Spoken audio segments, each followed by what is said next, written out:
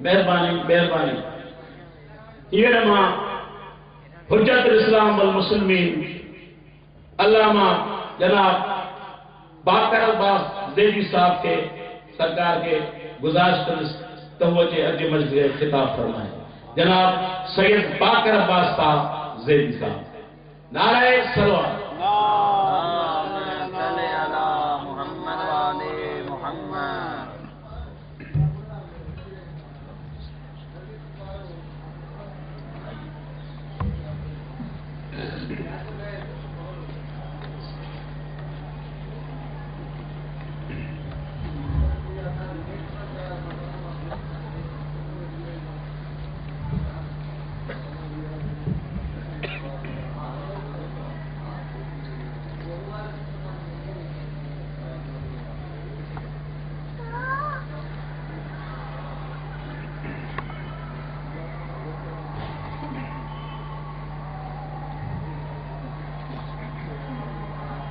أعوذ بالله من الشيطان الرجيم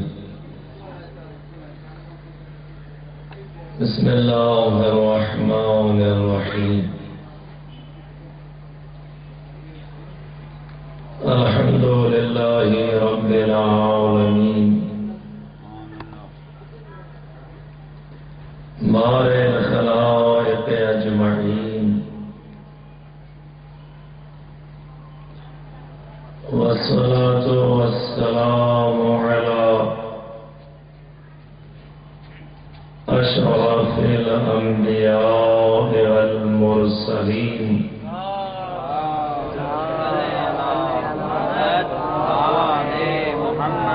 وخيارته في خلقه أجمعين الذي دنا فتدلى فكان قاب قوسين أو أدنى سيدنا ومولانا أبي القاسم محمد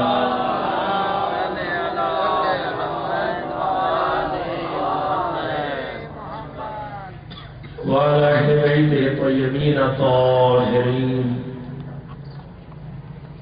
لا سيما بقية الله في الأرضين حجة بن الحسن العسكري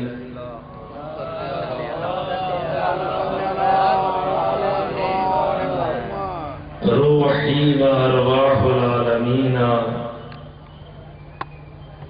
لتراب مقدمه الفداء واللعنة دائمة الأبدية على أعدائهم أجمعين من الآن إلى قيام يوم الدين. أما بعد فقد قال الله سبحانه في محكم كتابه الكريم: أعوذ بالله من الشيطان الرجيم. بسم الله الرحمن الرحيم. وجعلنا منهم أئمة يهدون بأمرنا لما صبروا وكانوا بآياتنا يوقنون.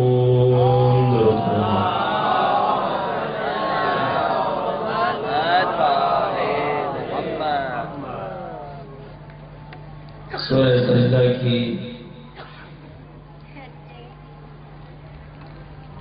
24 نمبر کی آیت مبارکہ ارشاد رب العزت ہے اور ہم انہیں انسانوں میں امام قرار دیتے ہیں اور جسے ہم امام بناتے ہیں وہ ہمارے امر سے کار ہدایت انجام دیتا ہے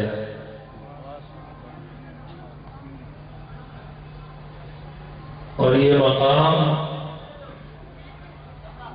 بغیر صلاحیت کے عطا نہیں کیا گیا.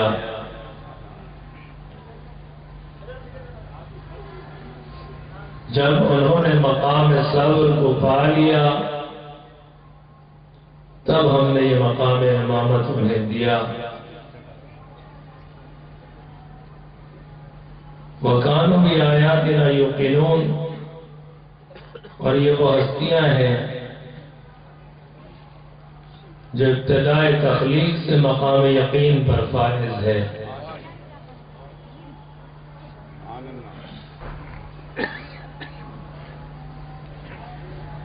ہم نے اس آیت مبارکہ کے ذیل میں کچھ معروضات آپ کے سامنے گزشتہ چند ایام پیش کی، جس کا خلاصہ یہ ہوا کہ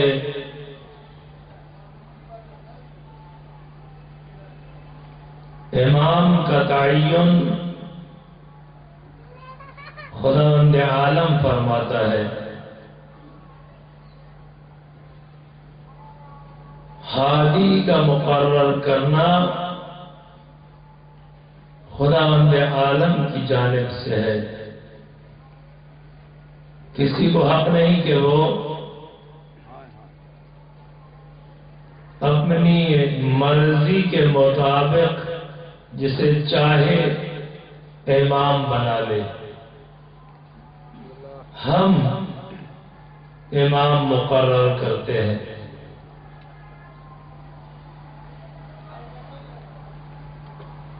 اور یہی سلسلہ جاری رہا. پہلی امامت سے لے کر آخری امام تک یہ مقام خدا کی طرف سے معین کیا گیا.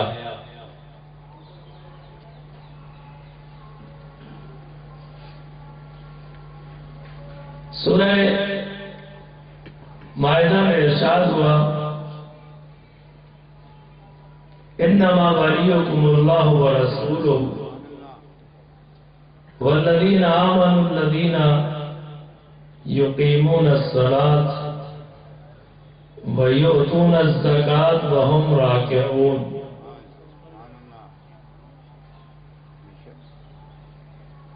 جان لو کہ تمہارا ولی اللہ ہے اور اس کا رسول، اور وہ ہستیاں جو صاحبان ایمان ہیں، جو نماز قائم کرتی ہیں اور حالت رکوع میں زکوٰۃ دیتی ہے.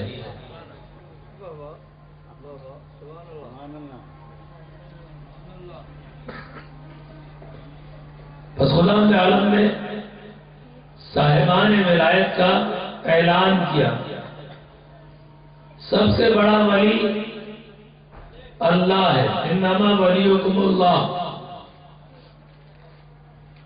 ولایت ذاتی ذات الہ کی ہے. اس کائنات میں جو بھی ہے وہ ذات الہ کا ہے. وہ بالذات ہر صفت کا مالک ہے. اس کے علاوہ کہیں بھی کائنات میں کچھ نظر آئے یہ اس کی عطا ہے. اگر کہیں ولایت نظر آئے چاہے وہ رسول کو حاصل ہو وہ بھی اس کی عطا ہے. اگر امام کو کہیں ولایت دی جائے یہ بھی اس کی عطا ہے.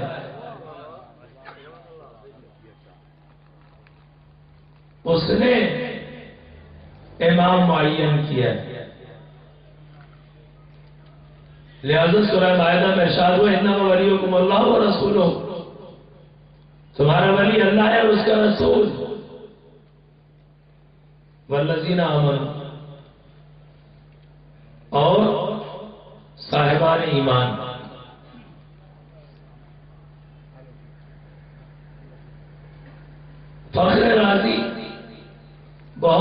عظیم مفسر ہے، برادران اہل سنت کا بہت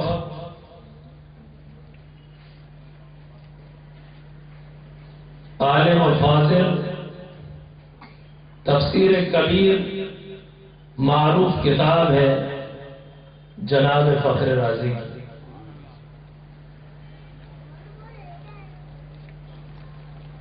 فخر رازی نے اس آیت مبارکہ پر کچھ اعتراضات کیے، لیکن اعتراضات سے پہلے ایک چیز کا اعتراف کیا، وہ اعتراف یہ ہے کہ اگر اس آیت کے ذیل میں آنے والی روایات کا جائزہ لیا جائے تو تمام محدثین اور راوی متفق ہیں کہ یہ آیت علی ابن ابی طالب کی شان میں نازل ہوئی۔ سب متفق، درود پڑھے محمد والے محمد۔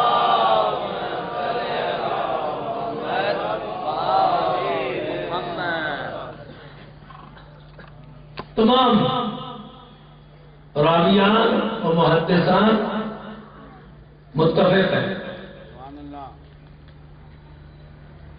سب نے یہ واقعہ نقل کیا ہے کہ ایک شخص مسجد نبوی میں داخل ہوا، لوگ نماز پڑھ رہے ہیں، کچھ لوگ بیٹھے ہیں گفتگو کر رہے ہیں، اس نے فردن فردن ایک ایک سے حاجت روائی کے لیے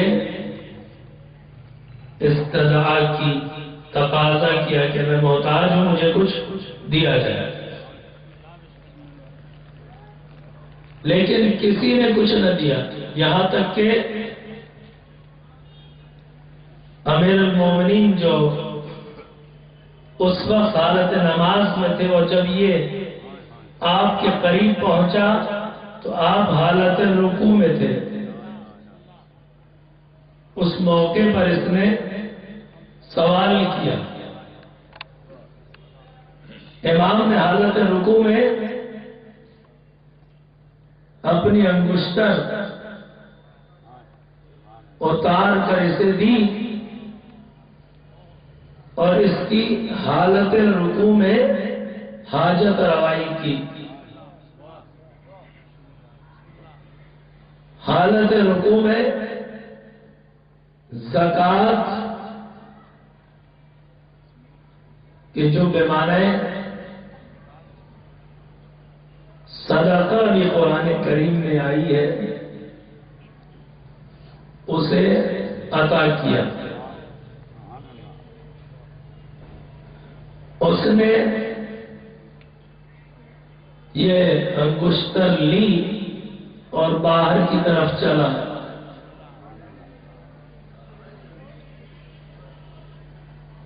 ابھی دروازے سے نکل رہا تھا کہ ادھر سے رسول گرامی مسجد نبوی میں داخل ہوئے۔ پوچھا کہ کوئی واقعہ پیش آیا ہے مسجد میں؟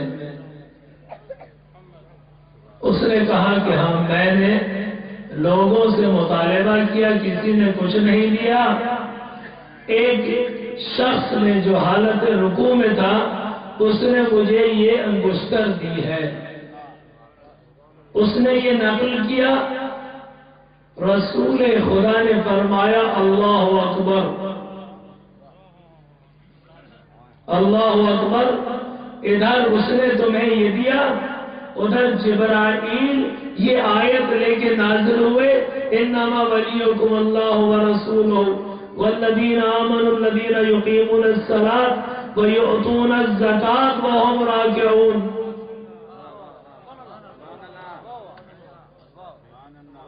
ولی الہی اللہ ولی ہے، وہ سرپرست ہے، یا تمہارا سرپرست رسول ہے، یا وہ لوگ جو ایمان لائے ہیں، صاحبان ایمان ہے، نماز قائم کرتے ہیں اور حالت رکوع میں زکات دیتے ہیں۔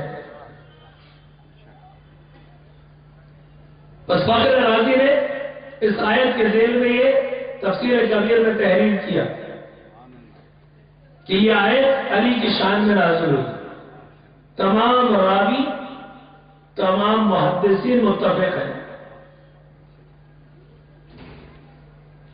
سیوطی نے تفسیر در منصور میں ان تمام روایات کو جمع کیا، لیکن اگر ان روایات سے ہٹ کر اس آیت کو دیکھا جائے تو مجھے اس آیت پر اعتراض ہے۔ کس نے کہا؟ فخر رازی نے۔ کیا اعتراض ہے؟ 12 سوالات یا اعتراضات اس ایک آیت پہ فخر رازی نے کی ہے۔ میں آپ کے سامنے ایک بیان کرتا ہوں اور اس کا جواب، اور اپنے کلام کو جس سمت کی طرف لے جانا ہے اس طرف ہم گامزن ہوں گے۔ درود پڑھیں محمد و آل محمد۔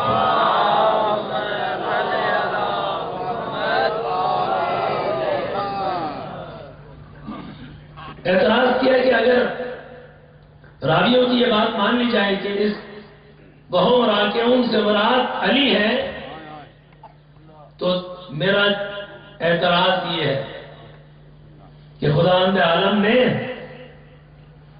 اس آیت میں 6 یا 7 جمع کے صیغے استعمال کیے ہیں۔ انما ولیکم اللہ و رسولہ، تمہارا ولی اللہ ہے، سرپرست اللہ ہے، اس کا رسول۔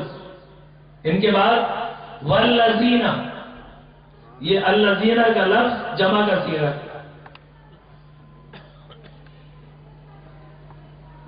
یقیمون جمع کا صیغہ 2، الذین یقیمون الصلاۃ ویؤتون جمع کا صیغہ ہے، یعنی 2 یا 2 سے زیادہ افراد مراد ہیں۔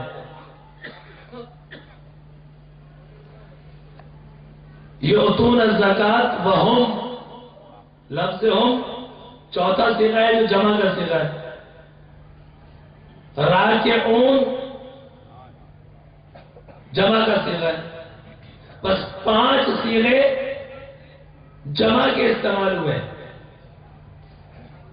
اب یہ کتاب خداوندی ہے، قرآن ہے، خدا نے نازل کیا ہے۔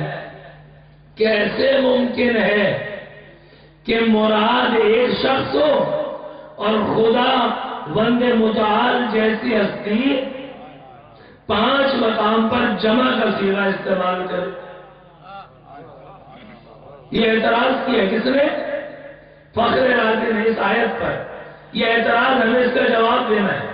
اگر ہم اس کا جواب نہ دے سکے استدلال نہیں کیا جا سکے گا۔ یہ سوال سمجھ گیا یا نہیں؟ درود پڑھیں محمد و آل محمد۔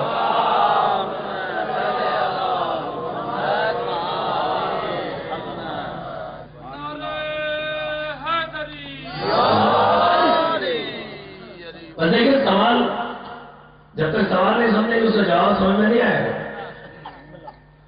فخر رازی نے گفتگو کا آغاز یہاں سے کیا۔ راوی متفق ہے کہ اس سے مراد علی ہے، قبول۔ لیکن اگر روایات کو ہٹا کر آیت کے معانی میں بیان کرنا چاہوں، تفسیر کرنا چاہوں، تو ادبی لحاظ سے 5 جمع کے صیغے فرد واحد پر کیسے استعمال کیے گئے؟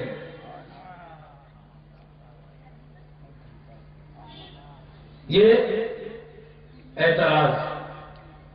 جواب یہ ہے کہ فخر رازی، تم نے جو روایات سنی وہ کیونکہ تم ان روایات کو مانتے ہو اور انہیں فقط روایت سمجھتے ہو جو رسول سے نقل ہوئی ہو. بعض والے ائمہ کی روایات کو رسول کی روایت نہیں مانتے، لیکن اگر ہماری روایات کی طرف رجوع کرو اور رسول کی اس روایت کی طرف کہ جس میں رسول گرامی نے فرمایا کہ میرے بعد 12 امام ہوں گے، 12 امام ہوں گے. خود سیوطی نے ان روایات کو نقل کیا ہے، کتاب ہے، اردو میں بھی ہے، آپ لوگ اس کا مطالعہ بھی کر سکتے ہیں. تاریخ الخلفاء اردو میں ترجمہ شدہ کتاب ہے، سیوطی کی لکھی ہوئی ہے. اس کے آغاز میں سیوطی نے برادران اہل سنت کی کتابوں سے 12 امام والی روایت کو نقل کیا ہے. ان کے ہاں بھی یہ روایات ہیں کہ میرے بعد 12 امام ہوں گے. اب جواب یہ ہے کہ دیکھو روایت کے اعتبار سے، کیونکہ تم نے فقط رسول کی روایت کو لیا ہے تو رسول نے ایک امام کے لیے بیان کیا، وگرنہ ہمارے اعتبار سے یہ جمع کا صیغہ ہے اور 12 کے لیے استعمال ہوا ہے. انما ولیکم اللہ ورسولہ، یہ 12 کے 12 ولی ہیں. یہ جمع کا صیغہ ایک میں استعمال نہیں ہوا، یہ 12 میں استعمال ہوا ہے. اور اگر یہ دیکھنا چاہو کہ 12 کے 12 نے حالت رکوع میں زکوٰۃ دی یا نہیں، تو آؤ ہم تمہیں بتائیں کہ حسن نے کہاں حالت رکوع میں زکوٰۃ دی، حسین نے کہاں حالت رکوع میں زکوٰۃ دی، اور اس کے بعد بقیہ ائمہ نے، یہاں تک کہ امام زمانہ عجل اللہ تعالی فرجہ شریف نے کہاں حالت رکوع میں زکوٰۃ دی. بس یہ ایک امام کے لیے نہیں ہے، ہم سب کی ولایت کے قائل ہیں، لہذا خداوند عالم نے جمع کا صیغہ استعمال کیا. یہ سب ولی ہیں. ہم آج بھی سرپرست رکھتے ہیں، بغیر ولی نہیں ہے. ہاں یہ اور بات ہے کہ آج یہ ولی پردہ غیبت میں ہے. کیوں پردہ غیبت میں؟ کبھی ہم نے یہ سوچا کہ ہمارا امام ہے لیکن پردہ غیبت میں ہے؟ اس کا راز یہ ہے کہ خداوند عالم نے انسانیت کو یکے بعد دیگرے 11 امام دیے. اس انسان نے سب کو شہید کیا، یکے بعد دیگرے سب کو شہید کرتے چلے گئے. تو خداوند عالم نے اپنی اس نعمت کو اٹھا لیا، کہا کہ جس دن تمہیں امام کی نعمت کا اندازہ ہو جائے گا اس دن میں واپس لاؤں گا. درود پڑھیں محمد والے محمد.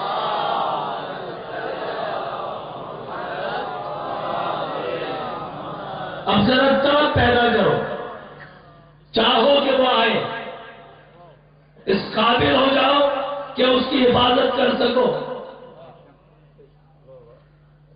تیاری کرو. سکون اور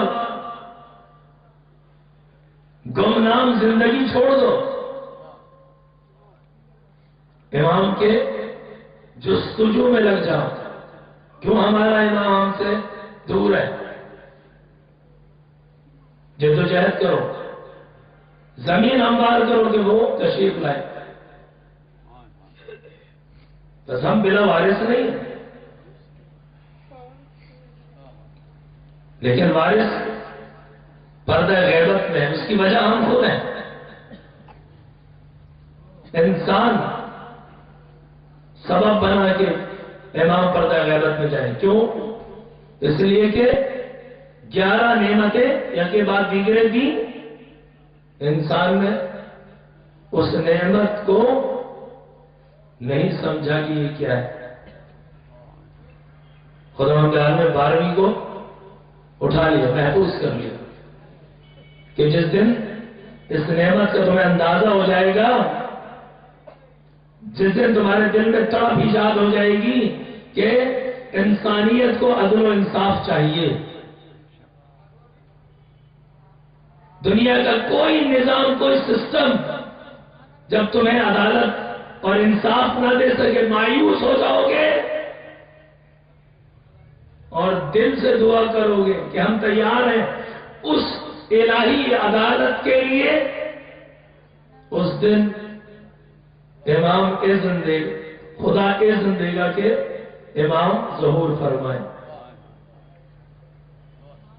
لیکن ان تمام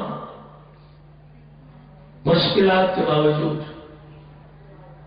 کیا امام جب پردہ غیبت میں جانے لگے تو ہمیں کوئی متبادل قانون دے کے گئے یا ایسے ہی بلا وارث چھوڑ گئے؟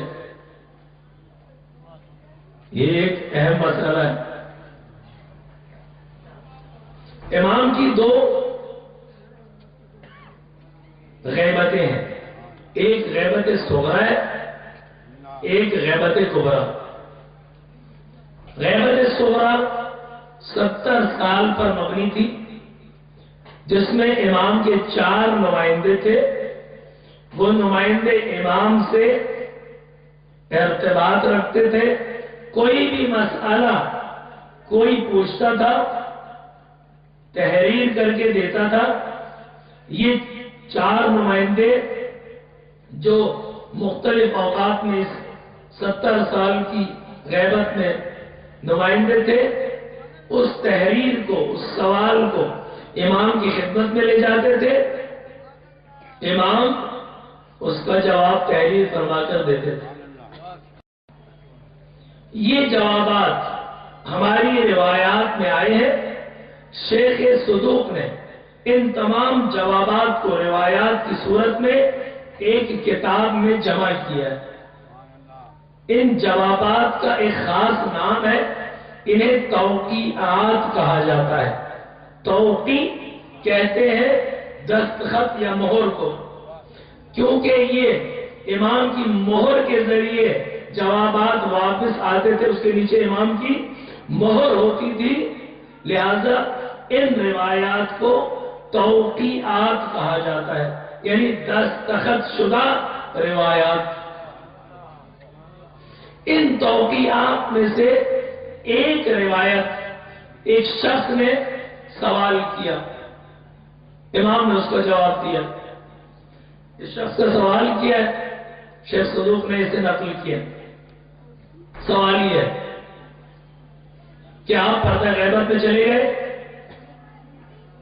اور اس کے بعد یہ ابتدائی مرحلہ ہے، غیبت صغرا ہے، کہ جس میں پریکٹس کرائی جا رہی ہے، لیکن ایک اعتبار سے ارتباط باقی ہے، سب کے لیے نہیں لیکن 4 آدمیوں کے لیے باقی ہے۔ لوگ ان کے ذریعے امام سے رابطہ کر سکتے ہیں، لیکن ان روایات کی روشنی میں کہ جو آپ سے اور آپ کے اجداد سے نقل ہوئی ہے کہ ہمارے فرزند کے لیے ایک غیبت کبرا ہے، کہ جب وہ غیبت کبرا میں جائیں گے تو پھر کسی بھی نمائندے کا ارتباط منقطع ہو جائے گا۔ اب اس سائل نے سوال کیا ہے، سوال یہ ہے کہ یہ بتائیے کہ جب آپ غیبت کبرا میں چلے جائیں گے تو ہم دین کے مسائل کہاں سے حاصل کریں گے؟ ابھی تو آپ ہیں، ہم غیبت صغرا میں چلے گئے، ہماری نظروں سے اجھل ہے، لیکن یہ 4 افراد تو آپ سے ملتے ہیں، ہم انہیں تحریر کر کے دیتے ہیں، سوال یہ جواب لے کے آتے ہیں۔ لیکن اب سوال یہ ہے کہ جب غیبت کبرا شروع ہوگی اور یہ 4 نمائندے بھی ختم ہو جائیں گے، پھر کیا ہوگا؟ کوئی نظام ہے کہ جس کے مطابق ہم عمل کریں گے؟ یہ سوال امام کی خدمت میں گیا، امام نے جواب دیا،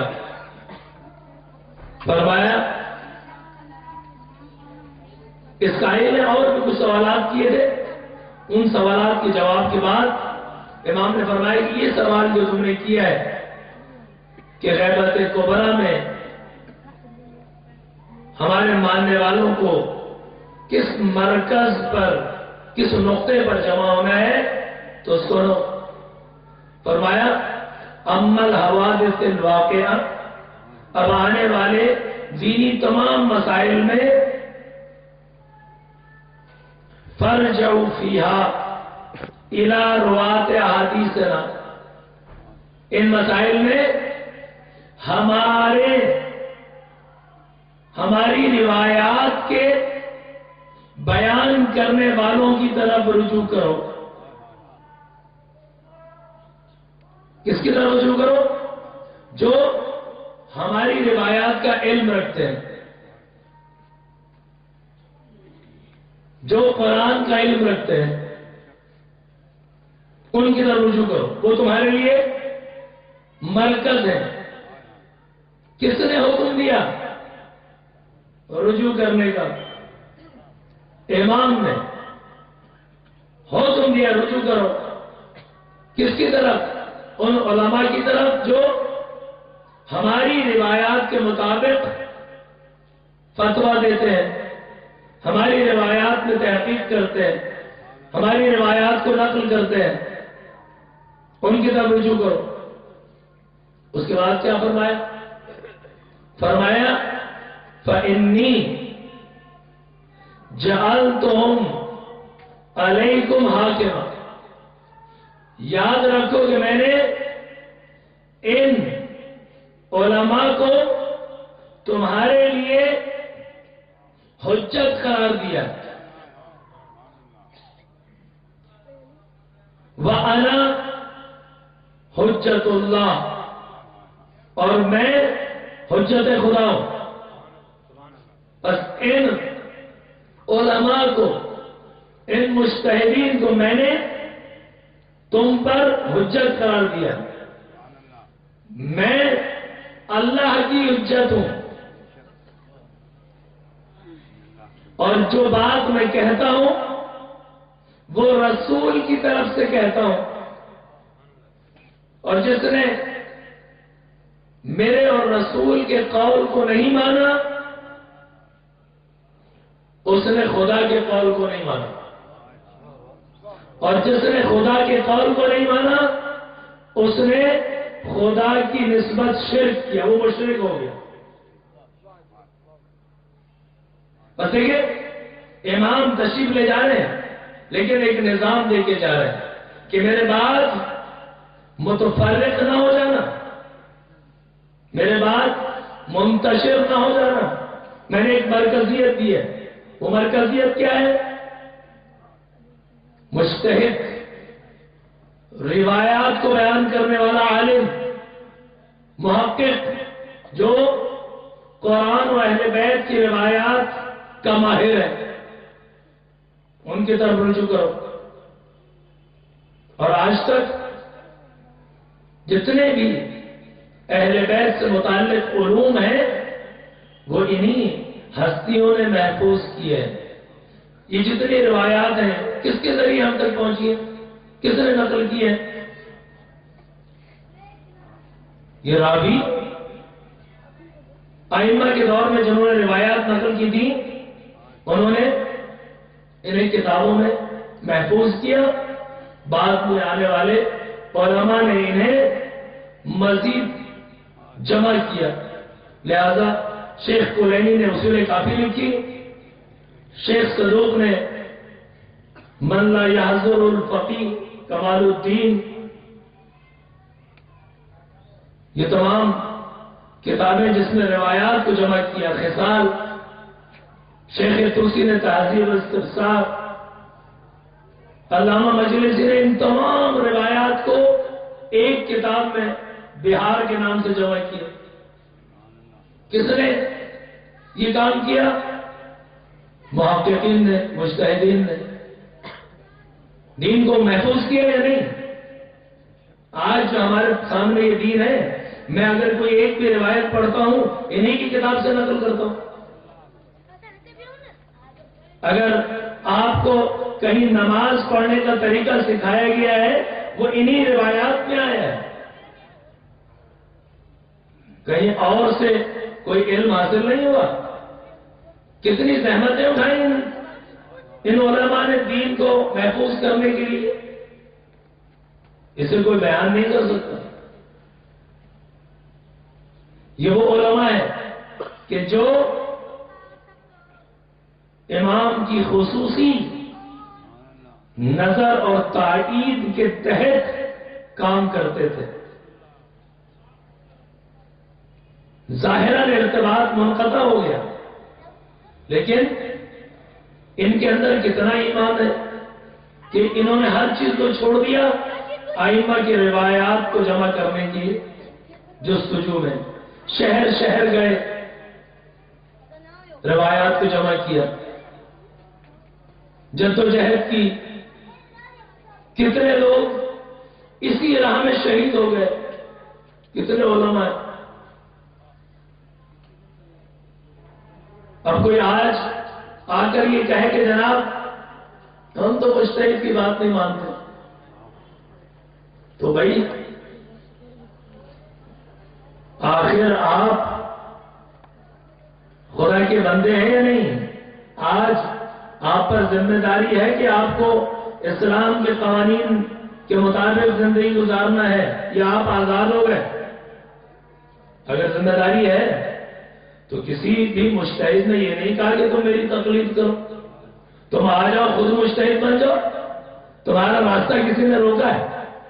بسم اللہ جاؤ، قرآن کریم سے اور روایات سے نماز پڑھنے کا طریقہ حاصل کرو، روزہ رکھنے کا کہ احکام سیکھو، دلیل کے ذریعے تلاش کرو. جاؤ ان روایات کو نکالو، ان سے احکام سیکھنے کی جستجو کرو. جن قوانین کے مطابق اور فارمولوں کے مطابق اجتہاد کیا جاتا ہے سیکھو. تمہارا راستہ تو کسی نے نہیں روکا، مگر آج اجتہاد کا دروازہ بند کر دیا ہے کسی نے. نہیں، آؤ بسم اللہ. پھر کچھ بھی نہ کرو اور گھر بیٹھے کہو کہ جناب میں تو مجتہد کی بات نہیں مانتا. جہنم میں جاؤ، مت مانو. نہیں مانو گے تو کیا ہوگا؟ نہیں مانو گے تو خود عمل نہیں کرو گے. خود عمل نہیں کرو گے تو امام زمانہ کی بات نہیں مانو گے. نہ مانو. اتنے کافر اور یہودی ہیں نہیں مانتے. ایک اور سے کیا ہو جائے گا؟ مگر قیامت آ جائے گی. مگر کیا سارے یہودی تقلید کرتے ہیں؟ ہاں نہیں کرتے. تو پریشانی کی کیا بات ہے؟ لیکن بغیر علم کے کوئی بات نہ کرو. سوچو کہ کیا کہہ رہے ہیں. یہ مجتہد، یہ ائمہ علیہ السلام کی روایات کی روشنی میں اس کی طرف رجوع کیا جاتا ہے. انہوں نے حکم دیا ہے، اگر وہ حکم نہ دیتے تو کوئی ان کی بات نہ مانتا. اب ایک آدمی کہتے جناب میں تو نماز پڑھ لوں گا، میرے والد صاحب نے سکھائی، میں تو اسے مسائل نہیں پڑھتا. اچھا، تمہارے والد صاحب نے کس سے سیکھی تھی ذرا پوچھو. انہوں نے کہاں سے پڑھی تھی؟ وہ کہیں گے جناب تحفۃ العوام میں لکھی تھی. تحفۃ العوام کسی غیر عالم نے لکھا ہے، کسی جاہل نے لکھا ہے؟ ہاں، کسی غیر مجتہد نے لکھا ہے؟ جاؤ تحقیق کرو جا کے تحفۃ العوام کس نے لکھا ہے. پہلا صفحہ ہٹاؤ، دیکھو پہلے صفحے میں نام لکھے ہوئے کہ یہ تحفۃ العوام فلان فلان مجتہد کے فتاوی سے بنایا گیا ہے. آیت اللہ برجردی، آیت اللہ محسن الحکیم، جو پرانے فقہاء ہیں ان کے نام لکھے ہوئے. اب لفظ مجتہد، اور آج مثلا مرجع سے کسی کو تکلیف ہے تو وہ ایسا کرے کہ تحفۃ العوام سے بھی نماز لینا چھوڑ دے، نہ پڑھے. کوئی مجھ تک تو پہنچا نہیں، میں خود مجتہد بھی نہیں بنوں گا، عمل ہی نہیں کرتا، مت کرو۔ عمل نہیں کرو گے تو کیا خداوند عالم کی خدائی میں کمی آ جائے گی، یا رسول اور امام کے لیے کوئی کمی واقع ہو جائے گی؟ اگر عمل کرو گے تو اپنا فائدہ کرو گے، نہیں کرو گے اپنا نقصان۔ جہنم میں جو جائے گا اپنے عمل کے ذریعے جائے گا۔ انہوں نے اتنی قربانیاں دے کر ہر چیز ہمارے لیے پہنچا دی، قتل اور شہادت ہو، بچے اور جوان اور بھائی، سب کچھ دے کر دین ہمارے لیے بچا کے بھیج دیا۔ اب میں کھڑا ہو جاؤں جناب میں تو عمل نہیں کرتا، مت کرو۔ کس نے کہا ہے کہ ان کا نام بھی لو؟ ان کا نام بھی تو روایات کے ذریعے پہنچا ہے، ان روایات کو بھی چھوڑ دو۔ کس نے تمہیں بتایا کہ پہلے امام کا نام علی ہے، دوسرے امام کا نام حسن ہے؟ کس نے بتایا؟ وہ بھی انہیں روایات میں ہے، یہ بھی علماء نے نقل کیے ہیں۔ اگر علم اور علماء اور مجتہدین سے اتنا ہی بیر ہے، انہیں بھی چھوڑ دو۔ پھر قرآن کس نے نقل کیا ہے؟ رسول نے۔ کہو میں تو رسول سے بھی اعلیٰ و ارفع ہوں، رسول کو بھی چھوڑ دو۔ یہ لغو باتیں، فضول باتیں۔ آج علم کا دور ہے، ایسی بات کوئی نہ کرے۔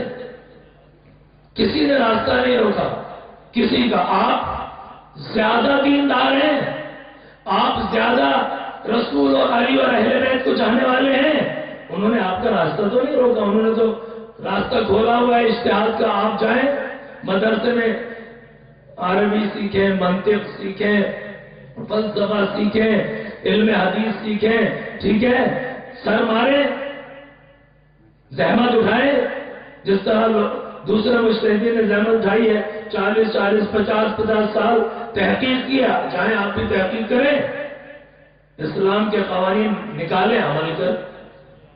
آپ کا تو راستہ کسی نے نہیں روکا، مگر ان مجتہدین نے آپ کا راستہ روکا ہوا ہے۔ بلکہ وہ تو ہر لمحے کہتے ہیں آؤ ہم پڑھائیں گے، آؤ ہم تعلیم دیں گے۔ یہ مدرسے کس لیے ہیں؟ یہ مگر دعوت نہیں دیتے ہر سال کے آؤ مدرسے میں پڑھو، آ کر سیکھو۔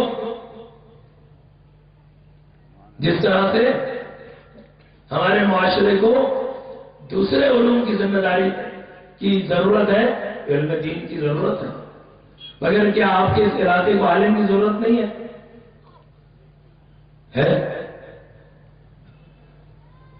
کون سا کام ہے جو عالم کے بغیر ہوتا ہے؟ بچہ دنیا میں آنے سے پہلے نکاح ہوتا ہے، وہ عالم پڑھاتا ہے۔ پھر جب بچہ دنیا میں آتا ہے اس کے کانوں میں اذان عالم دیتا ہے۔ پھر اسی طرح سے زندگی کے تمام مسائل، یہاں تک کہ جب دنیا سے جاتا ہے وہی نماز پڑھاتا ہے، وہی قبر میں اتار کے تلقین پڑھتا ہے۔ ہر کام عالم کرتا ہے، پھر بھی عالم اچھا نہیں ہے تو پھر کیا اچھا ہے؟ جاہل اچھا ہے۔ ہمیں لاوارث چھوڑ کے نہیں گئے، ہمارے لیے نظام دے کر گئے۔ اما الحوادث الواقعہ فرجو فیہا الی رواۃ احادیثنا۔ زمانۂ غیبت میں ہماری روایات کے بیان کرنے والوں کی طرف رجوع کرو، واجب ہے، حکم دے کے گئے۔ اسی طرح سے ایک اور روایت میں امام حسن عسکری علیہ السلام ارشاد فرماتے ہیں، درود پڑھنا محمد۔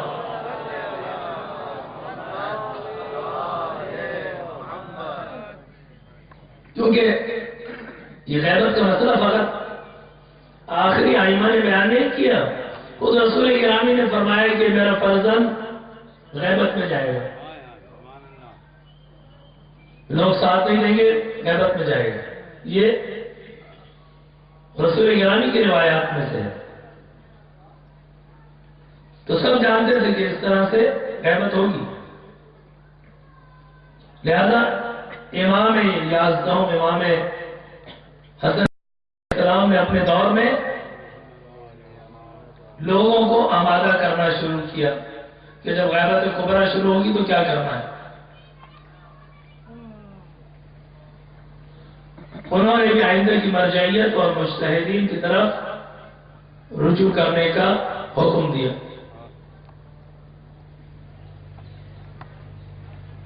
فرمایا کہ اما من کان من الفقهاء صائنا لنفسه مخالفا لهواه مطیعا لامر مولا فللعوام ان یقلدوه. یہ لفظ تقلید یہ امام کی اس روایت میں آیا ہے. فرمایا کہ اگر کوئی ایسا فقیہ اور مجتہد ملے تمہیں کہ جو ہماری روایات کے مطابق فتویٰ دیتا ہے، اپنی خواہشات کے مطابق فتویٰ نہیں دیتا، اپنی خواہشات کی مخالفت کرتا ہے، ہماری روایات کو سمجھتا ہے، اس کے مطابق فتویٰ دینے کی کوشش کرتا ہے. وَلِلْعَوَامِ أَن يُقَلِّدُوا، عوام الناس کے لیے واجب ہے اس کی تقلید کرے. وَلِلْعَوَامِ أَن يُقَلِّدُوا، لازم ہے کہ تقلید کرے. اب کوئی یہ کہے کہ جناب ہم نے تو 10 سال پہلے تک 20 سال 30 سال پہلے تک یہ نہیں سنا تھا. تو آپ نے بھیا 30 سال پہلے تک بہت کچھ نہیں سنا تھا. ان میں سے یہ ایک ہے. آپ کو دین کے مسائل کتنے بتاتے ہیں؟ وہ تو خدا کا شکر کرنا چاہیے کہ شیعہ مرجعیت میں سے ایک مرجع نے شیعت کے بنیادی عقائد اور شیعت کی بنیاد پر ایک انقلاب برپا کیا ایران میں کہ جس کے بعد پوری دنیا کو پتا چلا کہ شیعت ہے کیا. اور اس سے پہلے شیعت کو کون جانتا تھا؟ یہ کوئی تعجب کی بات نہیں. مجھے معلوم ہے ایسے افراد کہ جو شیعت کو کیا سمجھتے تھے؟ شیعت کو سمجھتے تھے فقط ماہ محرم میں مجلس اور ماتم، فقط یہ پوری شیعت، نہ نماز نہ روزہ نہ حج نہ زکوٰۃ، کچھ بھی نہیں.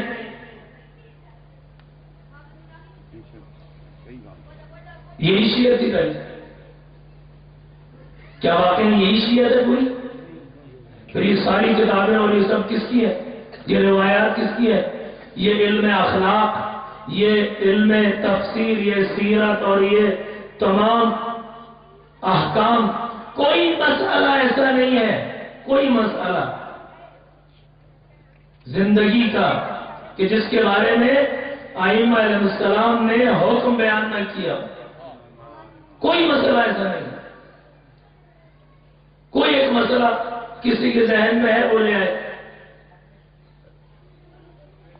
مثلا اس وقت فرض کریں کہ چاند پر سفر نہیں کیا تھا.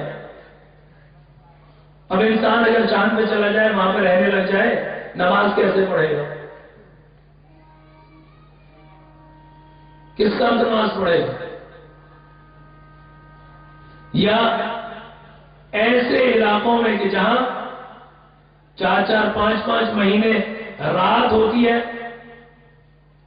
4-4 5-5 مہینے دن ہوتا ہے، وہاں کیسے روزہ رکھے گا، کیسے نماز پڑھے گا؟ ان تمام چیزوں کو بیان کیا ہے فقہاء نے، ان کا سب کا جواب دیا ہے. کہاں سے دیا ہے؟ کہاں سے دیا ہے؟ ائمہ علیہ السلام کی روایات کی روشنی میں دیا. بس ہمارے پاس جو علم ہے وہ ناقص نہیں ہے. کیوں ناقص نہیں ہے؟ اس لیے کہ جن سے لیا ہے وہ ناقص نہیں ہے.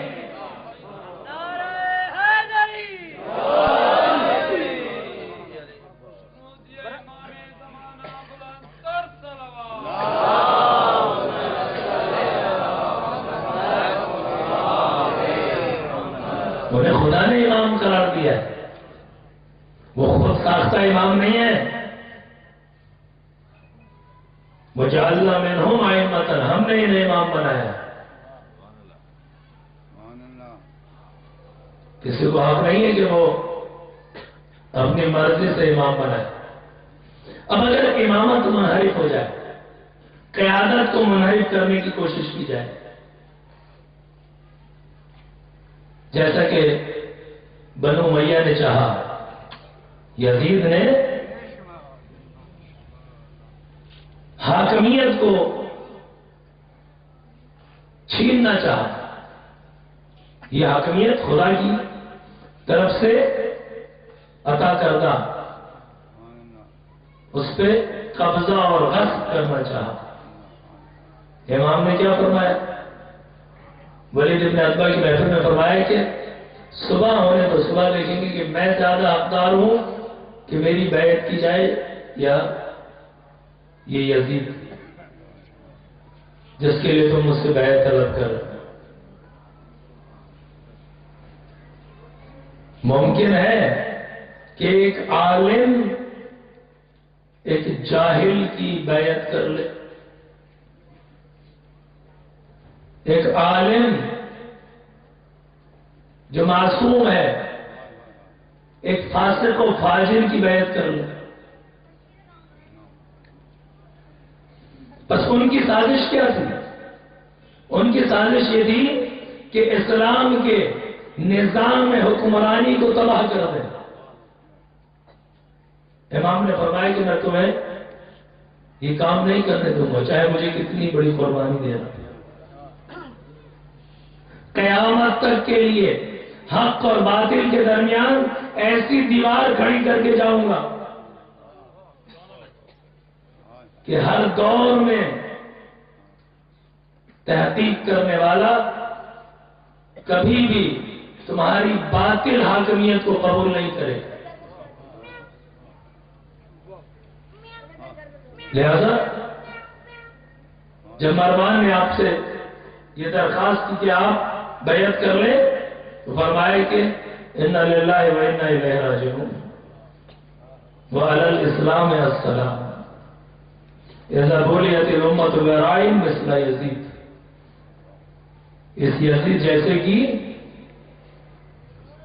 اگر میں بیعت کر لوں تو پھر اسلام کی کتاب کو بند کر دیا جائے، ختم کر دیا جائے، اسلام کی قبر پہ فاتحہ پڑھی جائے.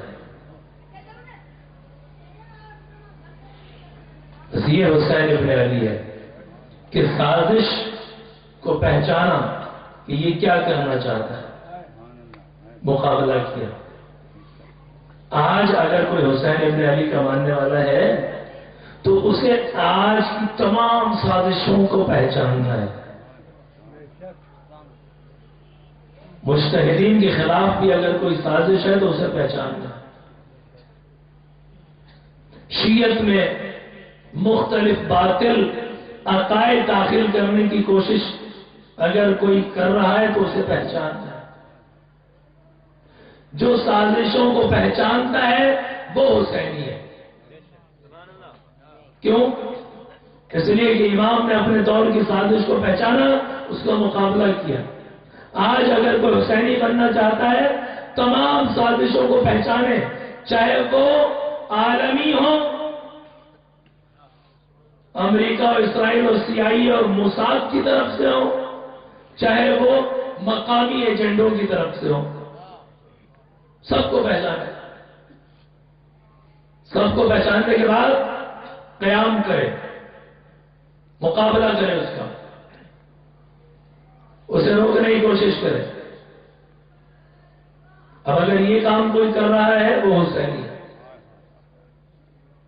بس دیکھا آپ نے حسینیت کربلا تک محدود نہیں ہے. ہر زمانہ عاشورہ ہے، ہر زمین عاشورہ ہے، ہر زمین کربلا ہے. یہ وہ فکر ہے جو حسین ابن ابی طالب کربلا میں ہمیں دے گئے.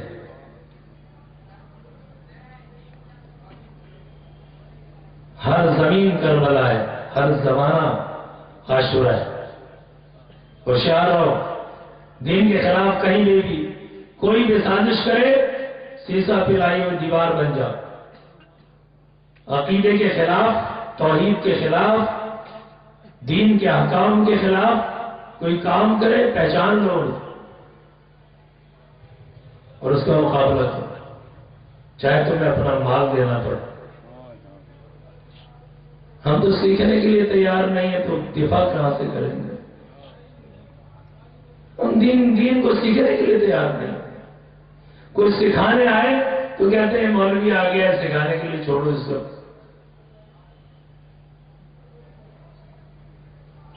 یہ دین کو معمولی دین ہے، یہ اتنی بڑی قربانی اس کے لیے دی گئی ہے.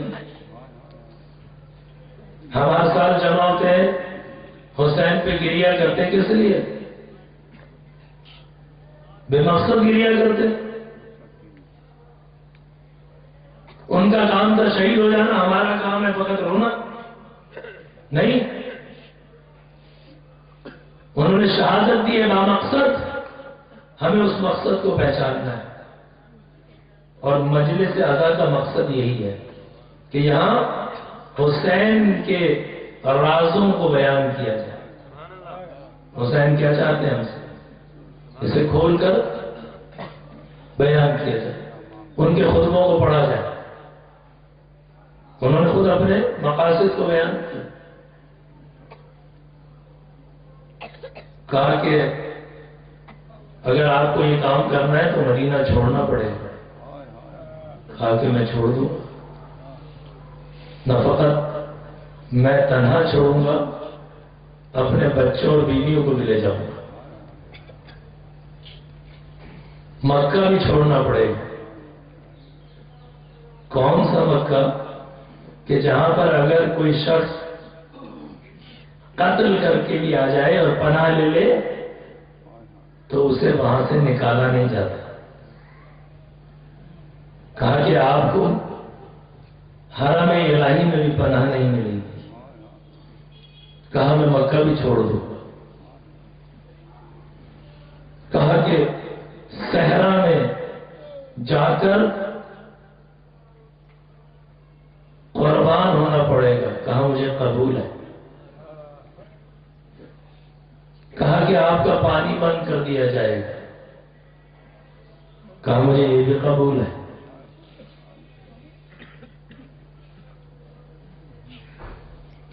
کہا کہ آپ کے ننھے بچوں کو شہید کیا جائے گا.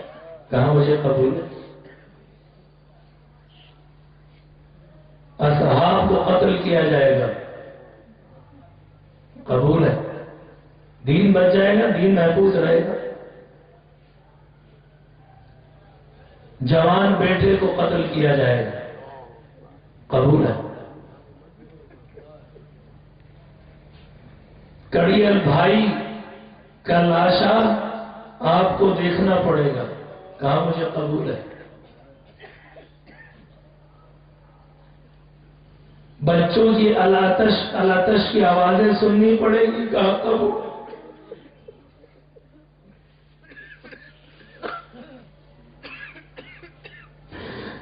خیام کو جلایا جائے گا. کہا مجھے قبول.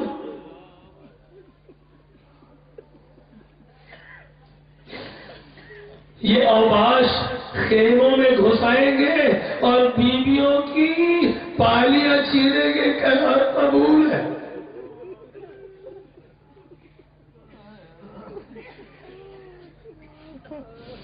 بیویوں اور بچیوں کو کوفہ اور شام کے دربار اور بازاروں میں لایا جائے گا. کہا قبول.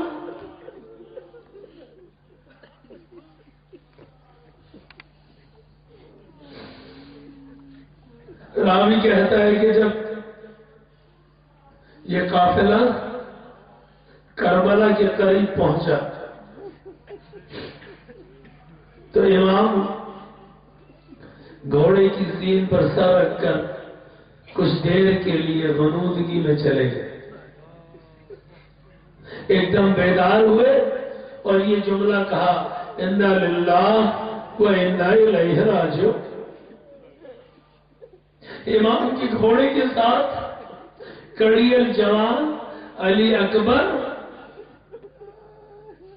بابا کی طرف دیکھا، کہا بابا یہ جملہ، یہ آیت تو مصیبت کے وقت پڑھی جاتی ہے، آپ نے کیوں کہا، کیوں فرمایا انا للہ و انا الیہ راجعون؟ کہا علی اکبر میں چند لمحوں کے لیے سویا، حاطب غیبی نے یہ ندا دی، یہ قوم چلی جاتی ہے اور موت ان کے پیچھے پیچھے چلی آتی۔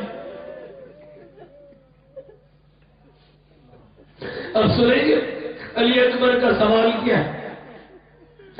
فرمایا یا ابتا لسنا علی الحق، بابا کیا ہم حق پر نہیں ہیں؟ کہا ہاں بیٹا ہم حق پر۔ علی اکبر نے کہا فلا تبالی، پھر ہمیں کوئی پرواہ نہیں، ہم موت پر جا پڑے یا موت ہم پر آ پڑے، اب کوئی پرواہ نہیں۔ امام نے علی اکبر کو دعا دی، خداوندہ علی اکبر کو بہترین بیٹا ہونے کے اجر عطا فرما۔ عاشور کا دن آ گیا۔ اب جو دوسرے لوگ روایات پڑھتے میں وہ روایت نہیں پڑھتا۔ جب سب اصحاب شہید ہو گئے، اہل بیت کی باری آئی تو سب سے پہلا شہید جو میدان میں آیا وہ علی اکبر، اور امام نے خود حکم دیا تقدم ولدی، بیٹا تقدم کرو، سب سے پہلے جاؤ۔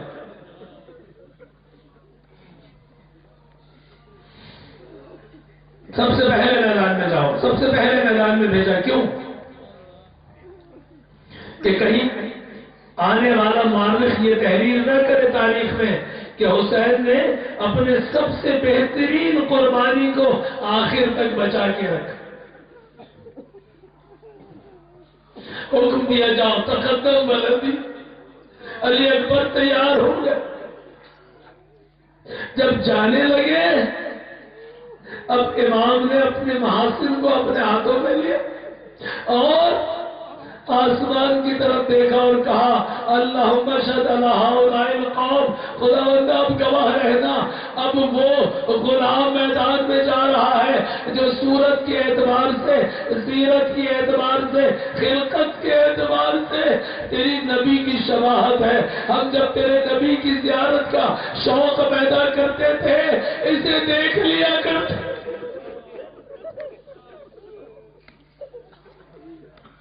اسے دیکھ لیا کرتے تھے۔ علی اکبر میدان میں آئے، جنگ کی بڑی عظیم جنگ کی، لیکن جو بھی میدان میں گیا وہ واپس نہیں آیا۔ لیکن راوی یہ کہتا ہے علی اکبر میدان سے واپس آئے، امام کے سامنے آ کر ایک جملہ کہا یا بتا ان العطش قد قتلنی والثقل الحدید قد اشهد، بابا مجھے پیاس مارے ڈالتی ہے اور اس زرہ کی کہ وزن نے مجھے مشقت میں مبتلا کر دیا ہے، مجھے ایک قطرہ پانی کا مل جائے گا، یہ کہنا تھا۔ امام نے کہا علی اکبر قریب آؤ، قریب آؤ۔ علی اکبر کی زبان کو امام نے اپنے دہن میں رکھا، علی اکبر نے زبان کو کھینچ لیا، کہا بابا آپ تو مجھ سے بھی زیادہ پیاسے،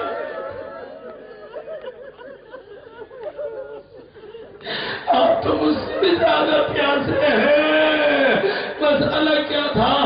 کیا واقعا پانی کی تلاش میں علی اکبر آئے ہیں؟ نہیں، مسئلہ یہ نہیں تھا۔ ارے مسئلہ یہ تھا کہ امامت ابھی تک راضی نہیں تھی، علی اکبر شہید ہو جائے۔ کہا بیٹا جاؤ، تمہارے جد منتظر ہے، وہ تمہیں سیراب کریں گے۔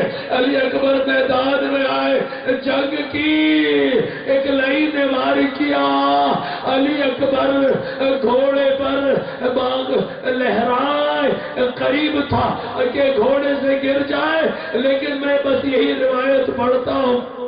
علی اکبر جانتے ہیں باپ بہت بوڑھا ہے، بوڑھا باپ جوان بیٹے کی لاش نہیں اٹھا سکے گا، لہذا علی اکبر نے گھوڑے کے گلے میں باہیں ڈال دی اور چاہا کہ گھوڑا علی اکبر کو خیمے کی طرف لے جائے، بوڑھے باپ کو میدان میں آنا نہ پڑے، لیکن گھوڑا علی اکبر کو آدھا کے لشکر کی طرف لے گیا۔ فَقَتَلُوهُ اِرْبًا اِرْبًا، اب کسی نے خنجر مارا، کسی نے نیزہ مارا، کسی نے تلوار ماری، علی اکبر کے بدن کے ٹکڑے ٹکڑے ہو گئے، زمین پر آئے۔ ابھی کچھ رمق باقی ہے، لیکن ابھی بھی بابا کا بڑا خیال ہے۔ جو بھی مقتل میں گرا اس نے حسین کو مدد کے لیے پکارا، لیکن علی اکبر جانتے ہیں بوڑھا باپ کیسے آئے گا، لہذا کہا یا بتا علیک منی السلام، میرا آخری سلام قبول، میرا آخری سلام قبول کرے۔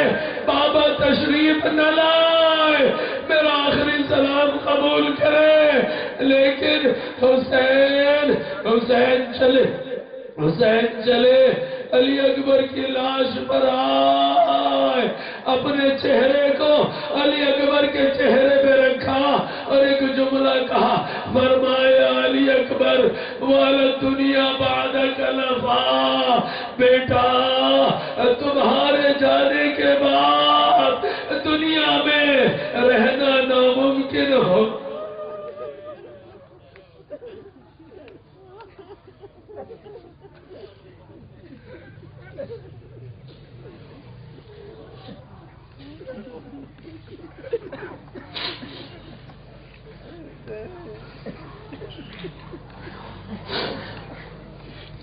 وعلى لعنة الله إلى القوم الظالمين وسيعلم الذين ظلموا أي منقلب ينقلبون۔ خداوند ہمیں حقیقی معنی میں شیعہ اہل بیت بننے کی توفیق عطا فرما، حسینیت کو سمجھنے اور اس کے مطابق آج عمل کرنے کی توفیق عطا فرما، تمام سازشوں کو پہچاننے اور ان کا مقابلہ کرنے کی توفیق عطا فرما۔ خداوند ہمیں تمام واجبات پر عمل کرنے کی توفیق عطا فرما، تمام برائیوں اور محرمات سے بچنے کی توفیق عطا فرما۔ حاضرین مجلس کی تمام گناہوں کی مغفرت فرما، مرحومین کے تمام گناہوں کی مغفرت فرما، اسلام و پاکستان کی اصلاح ہونے والی تمام سازشوں کو ناکام فرما۔ خداوند اجمن نات جو زیارات کی مطمئن ایک جائز حاجات رکھتے، ان کی تمام حاجات کو پورا فرما، جو بے اولاد انہیں اولاد صالح عطا فرما، جو بے روزگار انہیں بہترین روزگار عطا فرما، جو برسر روزگار ہے ان کے روزگار میں استحکام و برکت عطا فرما، ان میں کرام کی حفاظت فرما، مجتہدین کرام مراجع نظام خصوصاً آیت اللہ سستانی و آیت اللہ خامنہی کی حفاظت فرما، انہیں طول عمر عطا فرما، تمام مومنین کی عزت جان مال آبرو کی حفاظت فرما، عالم اسلام میں پیش آنے والی اس تبدیلی کو امام کے ظہور کا مقدمہ قرار دے۔ خداوندہ مصر و یمن و بحرین کے مسلمانوں و مومنین کی مدد و نصرت فرما، امریکہ اسرائیل کی تمام سازشوں میں ناکام فرما، امام زمانہ کے ظہور میں تاجیل فرما، ہمیں ان کے انصار آوان میں سے قرار دے، ماتم حسین۔